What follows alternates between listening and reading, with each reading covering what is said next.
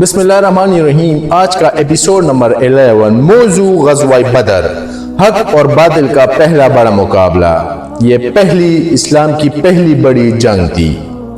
क्या आप जानते हैं सिर्फ 313 मुसलमान और 1000 लश्कर को शिकस्त कैसी हुई और किसने दी?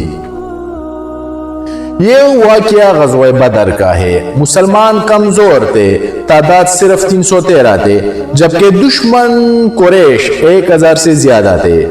हथियार भी कम और वसाइल भी कम थे मुसलमानों के पास। हज़रत मोहम्मद सल्लल्लाहु अलैहि वसल्लम ने रात भर दुआ की, ए अल्लाह, अगर आज ये जुमात हार गई तो ज़मीन पर तेरा नाम लेने वाला कोई नहीं रहेगा। जब जंग शुरू हुई, मुसलमानों ने हिम्मत से मुकाबला किया। ये सिर्फ जंग नहीं थी, ये ईमान का इम्तिहान था।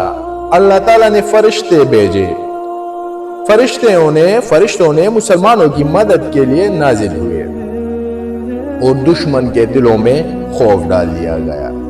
नतीजा हैरान कौन था?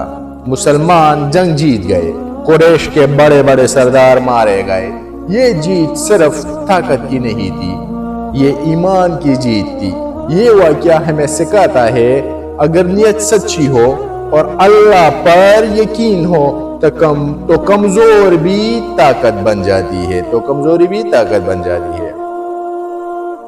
अगर आप मजीद इस्लामी जंगों की हकीकत जानना चाहते हैं तो वीडियो को लाइक करें, शेयर करें और सब्सक्राइब करना ना भूलें। Thank you.